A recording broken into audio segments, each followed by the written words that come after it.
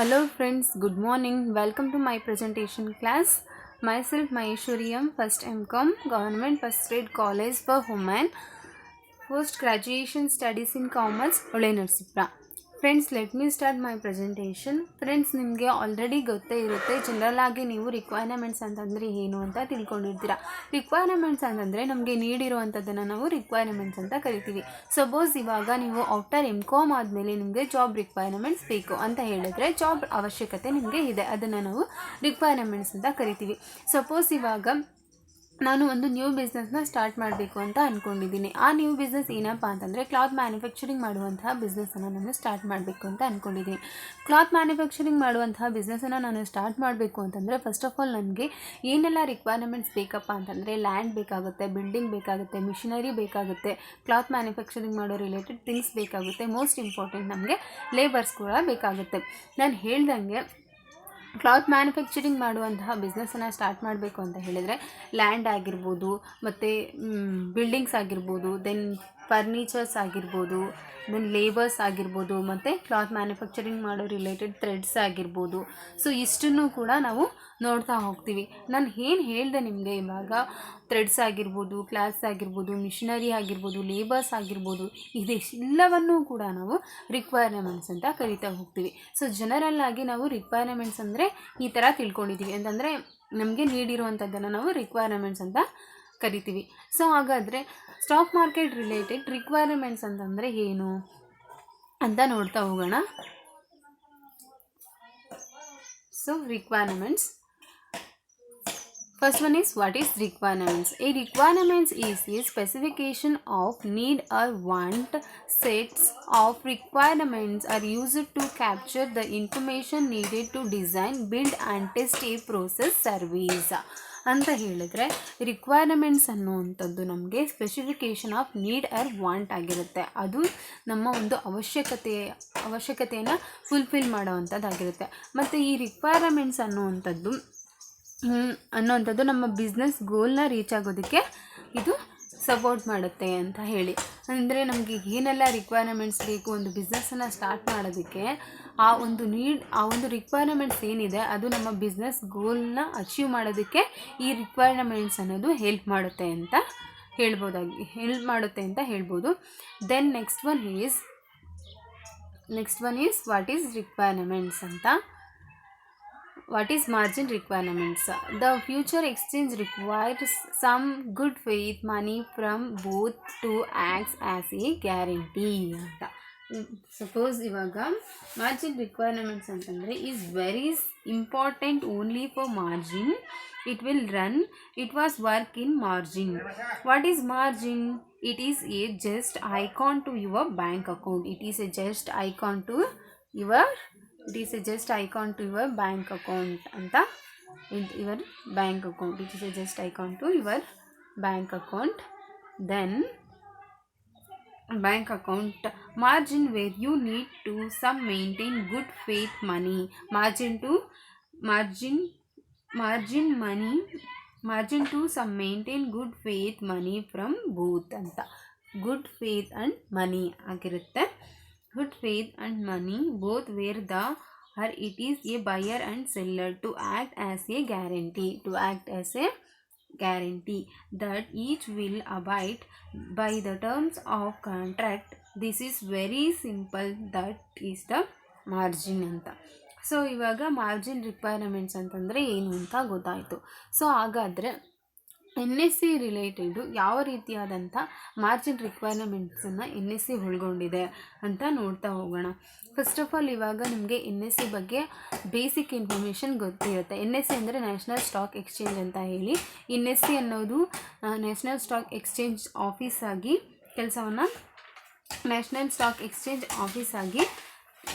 ತನ್ನ ಕೆಲಸವನ್ನು ನಿರ್ವಹಿಸುತ್ತೆ ಅನ್ನುವಂಥದ್ದು. ನ್ಯಾಷನಲ್ ಎಕ್ಸ್ಚೇಂಜ್ ಆಫೀಸಾಗಿ ಕೆಲಸವನ್ನು ಮಾಡುತ್ತೆ. ಮತ್ತು ಸ್ಟಾಕ್ ವಿನಿಮಯ ಕೇಂದ್ರ ಅಂತಲೂ ಕೂಡ ಇದನ್ನ ನಾವು ಕರಿತೀವಿ. ಸ್ಟಾಕ್ ಎಕ್ಸ್ಚೇಂಜ್ ತಗೊಳ್ಳೋವರ ಮತ್ತು ಮಾರುವವರ ಮಧ್ಯದಲ್ಲಿ ಈ NSE ಮತ್ತು BSE ಅನ್ನೋದು ಕಾರ್ಯವನ್ನು ನಿರ್ವಹಿಸುತ್ತೆ ಅನ್ನುವಂಥದ್ದು. ಮತ್ತು NSE ಅನ್ನೋದು 1992 ಎಕ್ಸ್ಟಾಬ್ಲಿಷ್ಡ್ ಆಗಿದೆ ಮತ್ತು ಇದ್ರದ್ದು ಹೆಡ್ ಕ್ವಾರ್ಟರ್ಸ್ ಬಂದು ಮುಂಬೈ ಆಗಿದೆ. ಇದಿಷ್ಟು ಕೂಡ ನಿಮಗೆ ಬೇಸಿಕ್ ಇನ್ಫಾರ್ಮೇಷನ್ ಗೊತ್ತಿರುತ್ತೆ. ಹಾಗಾದರೆ what are the margin of NSE? ಬನ್ನಿ what are the margin of NSE ಅನ್ನೋದ್ರ ಬಗ್ಗೆ ನೋಡ್ತಾ ಹೋಗೋಣ. First one is margin requirements of NSE are types of margin requirements also. First one is initial margin. Initial margin ಅಂತ ಹೇಳಿದ್ರೆ initial margin is very important, you should take into consideration. First one is initial margin. Initial margin is required to starting the new transaction. Initial margin ಅನ್ನೋದು is required to starting a new transaction. New transaction is very simple. For example of NSE, they maintain 11% in money, does not is 11% is fixed, can change in the anytime required margin for any time. If the price voluntary increase or decrease, if the price voluntary increase or the price of underlying commodity rise subsequently, initial we get increase or we get decrease. Increase or increase ಮತ್ತು decrease ಆಗುವಂಥದ್ದನ್ನು ನಾವು ನೋಡ್ತಾ ಹೋಗ್ತೀವಿ. Then so what margin must be there for making every new transaction. Other types new transaction ಆಗಿರುತ್ತೆ. Then other types of maintenance margin ಅಂತ. It maintain some other type margin is maintenance margin anta. Maintenance margin, it means some sort of minimum amount you should maintain in your account. Just like bankers, you to maintain some minimum balance in your account, you have to maintain minimum margin in your demat account. Then other one is one of more types in margin, variable margin. Variable margin, you know that concept in exchange market, M2M concept. For the purpose of this, it must be calculated. You to know the particular person loss and profit per the day. For that purpose, you have to maintain some variable margin. So it is calculated on daily basis for the purpose of M2M. You know all the outstanding position at the end day, and this to be deposited most often in cash only, not or increase or decrease in your account. You should maintain and deposit this in kind of cash only from the bank or transfer whatever, which usually done at days closely, not initially. In this way, they have three margin requirements. Requirements of NSE. First one is initial margin. For margin her new transaction. Then second one is M2M, andre maintenance margin. For transaction you make increase or decrease will happen for that. Then third one is variable margin calculated out to M2M concept ಅಂತ ಹೇಳಿ. So ಇವಾಗ NSE ಒಂದು requirements ಏನು, margin requirements ಏನು ಅಂತ ಗೊತ್ತಾಯಿತು. ಹಾಗಾದರೆ NSEಗೆ ಯಾವ ರೀತಿ ಪ್ರೊಸೀಜರ್ ಇದೆ ಅಂತ ಹೇಳಿದರೆ, ಇವಾಗ ನಿಮಗೆ ಸ್ಟಾಕ್ ಮಾರ್ಕೆಟ್ ರಿಲೇಟೆಡ್ ಮತ್ತು ಶೇರ್ ಮಾರ್ಕೆಟ್ ರಿಲೇಟೆಡು, ಶೇರ್ನ ಯಾರು ಕೊಡ್ತಾರೆ ಮತ್ತು ಶೇರ್ನ ಯಾವ ರೀತಿ ಟ್ರೇಡ್ ಮಾಡ್ತಾರೆ, ಅಂದರೆ ಶೇರ್ಸ್ನ ಯಾರು ಪರ್ಚೇಸ್ ಮಾಡ್ತಾರೆ ಮತ್ತು ಯಾವ ರೀತಿ ಸೇಲ್ ಮಾಡ್ತಾರೆ ಅನ್ನೋಂತಹ ಪ್ರೊಸೀಜರ್ ನಿಮಗೆ ಗೊತ್ತೇ ಇರುತ್ತೆ. ಆ ಥರ ನಾವು ಸೇಲ್ಸ್ ಮತ್ತು ಪರ್ಚೇಸನ್ನು ಮಾಡಬೇಕು ಅಂತ ಹೇಳಿದ್ರೆ, ಅಥವಾ ನಾವು ಒಂದು ಸ್ಟಾಕ್ ಮಾರ್ಕೆಟಿಗೆ ನಾವು ಇನ್ಕ್ಲೂಡ್ ಆಗಬೇಕು ಅಂತಂದರೆ NSE ರಿಲೇಟೆಡ್ ಯಾವ ರೀತಿಯಾದಂತಹ ಪ್ರೊಸೀಜರ್ನ ನಾವು ಫಾಲೋ ಮಾಡಬೇಕು ಅಂತ ನೋಡ್ತಾ ಹೋಗೋಣ. NSE listing procedure to be followed are basically eligible requirements.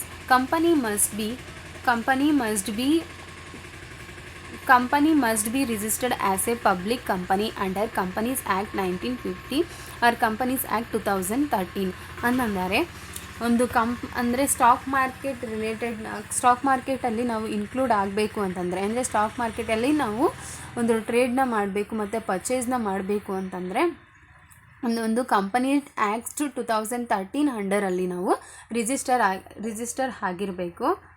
Then documents requirement for NSE listing, documents ಅನ್ನೋದು ರಿಕ್ವೈರ್ಮೆಂಟ್ ಆಗಿರುತ್ತದೆ NSE ಲಿಸ್ಟಿಂಗಲ್ಲಿ. Then third one is certified copies of annual report for the last 3 years. Certificate copies ಅನ್ನುವಂಥದ್ದು annual reports for the 3 yearsಲ್ಲಿ ಲಾಸ್ಟ್ 3 years ಆಗಿರುತ್ತೆ. Then certificate copies of the draft after document. Then 5 years projected business plan with the balance sheet, profit and cash flow. 5 years projected business plan ಏನಿರುತ್ತೆ ಅದ್ರ ಜೊತೆಗೆ balance sheet profit and cash ಫ್ಲೋನು ಕೂಡ ನಾವು ನೋಡ್ತಾ ಹೋಗ್ತೀವಿ. Then next one is what are the benefits of NSE ಅಂತ ಹೇಳಿದರೆ, ನಾವು ಸ್ಟಾಕ್ ಮಾರ್ಕೆಟ್ ರಿಲೇಟೆಡು ಟ್ರೇಡ್ ಮಾಡೋದ್ರಿಂದ NSEಗೆ ಯಾವ ರೀತಿಯಾದಂಥ ಬೆನಿಫಿಟ್ಸ್ ಇದೆ ಅಂತ ನೋಡ್ತಾ ಹೋಗೋಣ. First one is comprehensive market place. NSE listing as a mixed product concept. NSE listing as a mixed product concept ಆಗಿರುತ್ತೆ. ಮಿಕ್ಸ್ಡ್ ಪ್ರಾಡಕ್ಟ್ ಕಾನ್ಸೆಪ್ಟ್ ಆಗಿರುತ್ತೆ. Then it deals in equity, ಡೆಬ್ಟ್ and derivative securities. It deals in equities ಆಗಿರ್ಬೋದು, ಡೆಬ್ಟ್ ಆಗಿರ್ಬೋದು ಮತ್ತು derivative ಸೆಕ್ಯೂರಿಟೀಸ್ನ comprehensive market ಪ್ಲೇಸಲ್ಲಿ ನಾವು ನೋಡ್ತಾ ಹೋಗ್ತೀವಿ. Then second one is largest exchange. National stock exchange is the 4th largest exchange in the world. National stock exchange ಅನ್ನೋದು number 4th largest exchange in the world ಆಗಿರುತ್ತೆ. Then third one is unpredicted reach. ಅಂದರೆ NSE ranked up on number 1 position and it as a India ನೆಟ್ವರ್ಕಲ್ಲೇ number 1 ಪೊಸಿಷನಲ್ಲಿ NSE ಅನ್ನೋದು ಇದೆ ಅನ್ನುವಂಥದ್ದು. Then next one is settlement guarantees ಆಗಿರುತ್ತೆ. Then other one I level broadcast facilities for announcement. Then business statistics for listed companies ಆಗಿರ್ಬೋದು.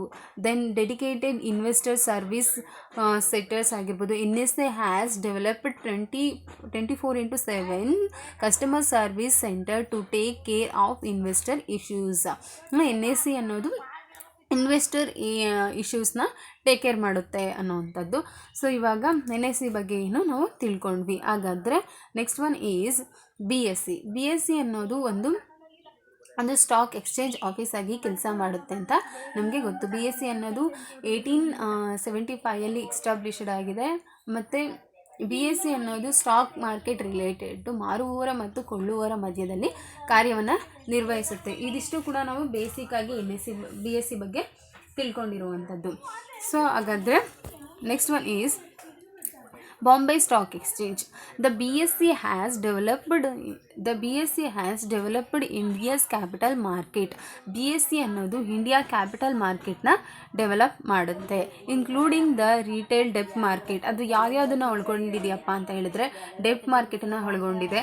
And also helped growth the Indian corporate sector. BSE ಅನ್ನೋದು Indian corporate ಸೆಕ್ಟರಲ್ಲಿ ಅದು grow ಆಗೋದಕ್ಕೆ, ಅಂದರೆ India helped grow the Indian corporate sector.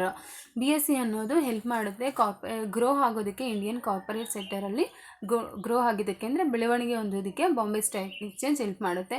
Then other one is the BSE is Asia's first stock exchange and also including on equities trading platform from small and medium enterprises.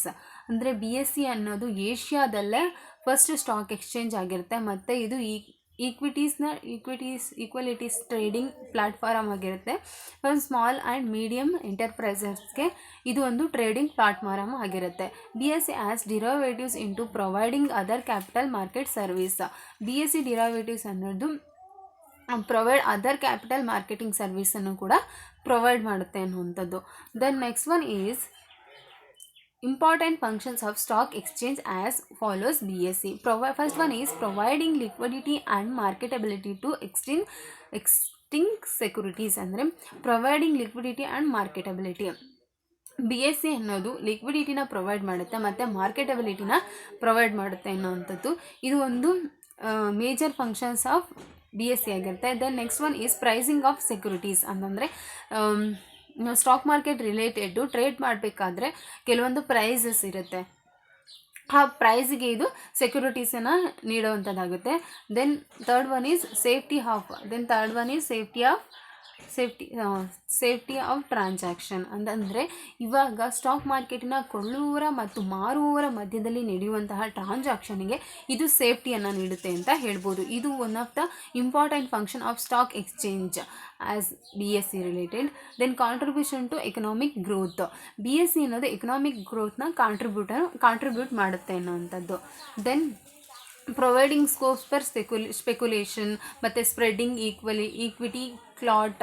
So ಇದೆಲ್ಲವೂ ಕೂಡ major functions of stock exchange as well as BSE ಇದಾಗಿರುತ್ತೆ. Then next one is OTC ಅನ್ನೋದು ಏನಪ್ಪ ಅಂತಂದರೆ over the counter derivatives ಅಂತ. Are traded between two parties. OTC ಅನ್ನೋದು ಇಬ್ಬರ ಮಧ್ಯೆ ನಡೆಯುವಂತಹ ಒಂದು ವ್ಯವಹಾರವಾಗಿರುತ್ತೆ. ಅಂದರೆ ಇಬ್ಬರ ಮಧ್ಯೆ ನಡೆಯುವಂತಹ ಒಂದು ವ್ಯವಹಾರ ಆಗಿರುತ್ತೆ. Two parties without going through an exchange of any other intermediators. ಅಂತಂದರೆ ಇಬ್ಬರ ಮಧ್ಯೆ ನಡೆಯುವಂತಹ, ಅಂದರೆ ಇವಾಗ ನಾನು ಆವಾಗಲೇ ಹೇಗೆ ಹೇಳಿದೆ, NSE ಮತ್ತು BSE ಅನ್ನೋದು ಸ್ಟಾಕ್ ಎಕ್ಸ್ಚೇಂಜ್ ಮಾರುವವರ ಮತ್ತು ಕೊಳ್ಳುವವರ ಮಧ್ಯದಲ್ಲಿ ಹೇಗೆ ಕಾರ್ಯನಿರ್ವಹಿಸುತ್ತೆ ಅಂತ ಹೇಳಿದೆ. ಹಾಗೆಯೇ OTC ಅನ್ನುವುದು ಕೂಡ ಮಾರುವವರ ಮತ್ತು ಕೊಳ್ಳುವವರ ಮಧ್ಯವರ್ತಿಯಾಗಿ OTC ಅನ್ನೋದು ತನ್ನ ಕಾರ್ಯವನ್ನು ನಿರ್ವಹಿಸುತ್ತೆ. Then second one is OTC is it's term used to refer stock the trade via dealer network and not any centralised exchange ಅಂತ. ಅಂದರೆ OTC ಅನ್ನೋದು ನಾಟ್ ಎ ಸೆಂಟ್ರಲೈಸ್ಡ್ ಎಕ್ಸ್ಚೇಂಜ್ ಆಗಿರುತ್ತೆ. OTC ಅನ್ನೋದು ನಾಟ್ ಎ ಸೆಂಟ್ರಲೈಸ್ಡ್ ಎಕ್ಸ್ಚೇಂಜ್ ಆಗಿರುತ್ತೆ. Then other one is although OTC derivatives is a good tool for corporate. It does not need more education to attract investor. OTC ಅನ್ನೋದು ನೀವು ಇನ್ವೆಸ್ಟರ್ನ ಇದು attract ಮಾಡುತ್ತೆ ಅನ್ನೋವಂಥದ್ದು. Then second one is marginal requirements of OTC. Requirements for inclusion of the list of marginable OTC margin stock shall meet the following requirements. First one is the stock has been publicly traded for at least 6 month ಅಂತ. ಒಂದು stock ಪಬ್ಲಿಕಲ್ಲಿ trade ಆಗೋದಕ್ಕೆ at least 6 ಮಂತಲ್ಲಿ ಟ್ರೇಡನ್ನು ಆಗೋವಂಥದ್ದು. ಇದು one of the major requirements of OTC ಆಗಿರುತ್ತೆ. Then the issuer has at least $4 million of capital. The issuer at least $4 million of the capital na ಹೊಂದಿರಬೇಕು. Then the issuers are a predecessors are a in interested has been in existence for at least 3 years. Then requirements for continued inclusion on the list of marginable OTC stock. First one, the stock is registered as a specific paragraph. ಒಂದು ನಾವು stock ಮಾರ್ಕೆಟಲ್ಲಿ include ಆಗಬೇಕು ಅಂತಂದರೆ ಆ stock registered ಆಗಿರಬೇಕು ಇನ್ನು specific ಪ್ಯಾರಾಗ್ರಾಫ್ಸಲ್ಲಿ. ಅಂತಂದರೆ ಸಬ್ಸೆಕ್ಷನ್ A ಮತ್ತು ಸಬ್ಸೆಕ್ಷನ್ 3 ಅಂಡರಲ್ಲಿ ಅದು ರಿಜಿಸ್ಟರ್ ಆಗಿರಬೇಕು. ಇದಿಷ್ಟು ಕೂಡ ಮಾರ್ಜಿನಲ್ ರಿಕ್ವೈರ್ಮೆಂಟ್ಸ್ ಆಫ್ OTC ಆಗಿರುತ್ತೆ. Then next one is over the counter images ಅಂತ. OTCಯಲ್ಲಿ ಈ ರೀತಿಯಾದಂತಹ ನಾವು ಕಾರ್ಯವನ್ನು ನಿರ್ವಹಿಸೋದಂತಹ ನೋಡ್ತೀವಿ. ನೋಡಿ OTC ಇಮೇಜಸಲ್ಲಿ ನಿಮಗೆ ಯಾವ ರೀತಿಯಾಗಿ ಮಾಡ್ತಾರೆ ಅನ್ನೋವಂಥದ್ದು. Then next one is margin requirements of MSE. MSE or multi-company exchange is one of the largest exchange in India. NSE ಅನ್ನೋದು ಮಲ್ಟಿ ಕಮಾಡಿಟಿ ಎಕ್ಸ್ಚೇಂಜ್ ಆಗಿರುತ್ತೆ. Is one of the largest exchange in India. and it also you to trade and investor across different types of commodities in the share market. different types of commodities ನಾವು share ಮಾರ್ಕೆಟಲ್ಲಿ ನೋಡ್ತಾ ಹೋಗ್ತೀವಿ. in the details review, let's try and understand the basic of MCX, how it work and how it impacts your trades. ಯಾವ ರೀತಿ MCX ಅನ್ನೋದು work ಆಗುತ್ತೆ ಮತ್ತು MCX ಅನ್ನೋದು ಯಾವ ರೀತಿ ಇಂಪ್ಯಾಕ್ಟ್ ಆಗುತ್ತೆ ಟ್ರೇಡ್ ಮಾಡೋದಕ್ಕೆ ಅಂತ ಹೇಳಿ. ಸಪೋಸ್ ನಿಮಗೆ ಗೊತ್ತೇ ಇದೆ, ನಾವು ಒಂದು ಕಂಪ್ನಿಯ ಮೇಲೆ ಇನ್ವೆಸ್ಟ್ ಮಾಡಿ ನಾವು ಟ್ರೇಡನ್ನು ಮಾಡುವಂಥದ್ದು ಮತ್ತು ನಾವು ಮನಿನ ಅರ್ನ್ ಮಾಡೋವಂಥದ್ದು. ಸೊ ಈ MCXಲ್ಲಿ ಗೋಲ್ಡ್ ಮೇಲೆ ಇನ್ವೆಸ್ಟ್ ಮಾಡಿ ಅದರಿಂದ ಟ್ರೇಡ್ ಮಾಡೋವಂಥದ್ದು, ಅಂದರೆ ಮನಿನ ಅರ್ನ್ ಮಾಡೋವಂಥದ್ದು. ಸೊ ಅರ್ನ್ ಮಾಡೋದು ಯಾವ ರೀತಿ ಅರ್ನ್ ಮಾಡ್ತಾರೆ ಅಂತ ನೋಡ್ತಾ ಹೋಗೋಣ. It is placed in the 7th position among the global commodity exchange in the terms of the number of future derivatives traded in 2013. ಅಂದರೆ it is the place of 7th position. ಇದು 7th ಪೊಸಿಷನನ್ನು ಹೊಂದಿದೆ ಅಂತ ಹೇಳ್ಬೋದು. The next one is ಯಾವ ಥರ MXC, how it work, MXC features and specification ನೋಡ್ತಾ ಹೋಗೋಣ. MXC is the largest independent commodity exchange. MXC ಅನ್ನೋದು ಲಾರ್ಜೆಸ್ಟ್ ಇಂಡಿಪೆಂಡೆಂಟ್ ಕಮಾಡಿಟೀಸ್ ಆಗಿರುತ್ತೆ. Based on India, it is the Bombay Stock Exchange, which makes it India only published listed exchange in 2000. ಮತ್ತು MCX required by Security Exchange Board of India. MCX ಅನ್ನೋದು ಸೆಬಿಯನ್ನು required ಮಾಡುತ್ತೆ ಅಂತ ಹೇಳ್ಬೋದು. ಮತ್ತು what are the benefits of MCX? Low margin for high profit ಮಾಡುವಂಥದ್ದು, ಮತ್ತು transparency, derivation and liquidity. ಇದು one of the major benefits of MCX ಆಗಿರುತ್ತೆ. Then next one is the way of the turnover is increasing every day in MCX is clear profile of its dominance in the commodity trading market. The transparency, liquidity, regulation, low investment with high returns, the agriculture produce getting it right value, and many more make the multi-commodity exchange. In case you looking into investor or trade in commodity via MCX or any other traded exchange, let use asset you in taking the next step of forward anta. Then next one is National Commodity and Derivatives Exchange anta. The National Commodity and Derivative Exchange is a commodity exchange that deals with agriculture commodities in India.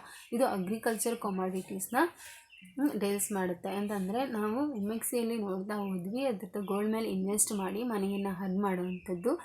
ಆದರೆ NCDX related agriculture product ಮೇಲೆ invest ಮಾಡಿ ಆ agriculture product ಮೇಲೆ invest ಮಾಡಿ ಮನಿನ earn ಮಾಡುವಂಥದ್ದು. It is the top commodity exchange of India. NCDX ಅನ್ನೋದು ಒಂದು ಟಾಪ್ ಕಮಾಡಿಟಿ ಎಕ್ಸ್ಚೇಂಜ್ ಆಗಿದೆ ಇಂಡಿಯಾದಲ್ಲೇ, located in Mumbai. Then since India is the largest processor of many crops like wheat, seeds, rice, milk, etc. ಇದ್ರ ಮೇಲೆಲ್ಲ invest ಮಾಡಿ ನಾವು ಪ್ರಾಫಿಟನ್ನು earn ಮಾಡ್ಬೋದು. NCDX also plays a vital role in promoting the growth of the agriculture sector. NCDX ಅನ್ನೋದು agriculture ಸೆಕ್ಟರ್ನ promote ಮಾಡುತ್ತೆ ಮತ್ತು ಅಗ್ರಿಕಲ್ಚರ್ ಸೆಕ್ಟರ್ ಗ್ರೋ ಆಗೋದಕ್ಕೆ NCDX ಹೆಲ್ಪ್ ಮಾಡುತ್ತೆ ಅನ್ನೋವಂಥದ್ದು. Then next one is NCDX. ನಾವು NCDXಲ್ಲಿ ಅಂತಂದರೆ ಅಗ್ರಿಕಲ್ಚರ್ ಮೇಲೆ ಇನ್ವೆಸ್ಟ್ ಮಾಡಿ ಯಾವ ರೀತಿ ಟ್ರೇಡ್ ಮಾಡಬೇಕು ಅಂತ ಹೇಳಿದ್ರೆ, ಟ್ರೇಡ್ ಮಾಡೋದಕ್ಕಿಂತ ಮುಂಚೆ ನಾವು first select A stock broker ಯಾರಿರ್ತಾರೆ ಅವ್ರನ್ನ ಸೆಲೆಕ್ಟ್ ಮಾಡ್ಕೋಬೇಕು. ದೆನ್ ಫಿಲ್ ದ ಅಪ್ಲಿಕೇಶನ್ ಫಾರ್ಮ್ನ ಫಿಲ್ ಮಾಡಬೇಕು. ದೆನ್ ವೆರಿಫಿಕೇಷನ್ ಮಾಡಬೇಕು. ಮತ್ತು ಡೆಪಾಸಿಟ್ ಮಾರ್ಜಿನ್ ಮನಿ, ಇಷ್ಟು ಮಾರ್ಜಿನ್ ಮನಿನ ನಾವು ಡೆಪಾಸಿಟ್ ಮಾಡಬೇಕು ಅನ್ನೋದನ್ನು ಕೂಡ ತಿಳ್ಕೊಬೇಕಾಗುತ್ತೆ. Then next one is although India is the top producer of many agro-based commodities, but still largely behind in the commodity future market. This is because the production and distribution of the agriculture commodities are governed by the state and future trading in introducing only by the strength regulation control ಅಂತ ಹೇಳಿ. The next one is ನಾನು ಇಷ್ಟು ವೆಬ್ಸೈಟನ್ನ ಕೂಡ search ಮಾಡಿರೋವಂಥದ್ದು. Then friends, ನಾನು ಮಾಡಿರುವಂತಹ ಟಾಪಿಕಲ್ಲಿ ನಾನು ನಿಮಗೆ ಕೇಳ್ತಾ ಇರೋಂಥ ನಾನು ಕೊಡ್ತಾ ಇರೋಂಥ ಕೆಲವೊಂದು ಕ್ವಶನ್ ಏನಪ್ಪ ಅಂತಂದರೆ, what is the margin directors and CEO of NCDX at present ಯಾರಿದ್ದಾರೆ. ಸೊ ನಿಮಗೆ ಆಪ್ಷನ್ಸ್ ಕೂಡ ಇದೆ, ನಿಮ್ಮ ಆನ್ಸರ್ನ ನೀವು ಚೂಸ್ ಮಾಡ್ಬೋದು. Then MCX headquarters at Mumbai, Kolkata, Delhi and Bombay. ಅಂದರೆ MCXನ ಹೆಡ್ ಕ್ವಾರ್ಟರ್ಸ್ ಎಲ್ಲಿದೆ ಅಂತ ಹೇಳಿ. What is the full form of OTC.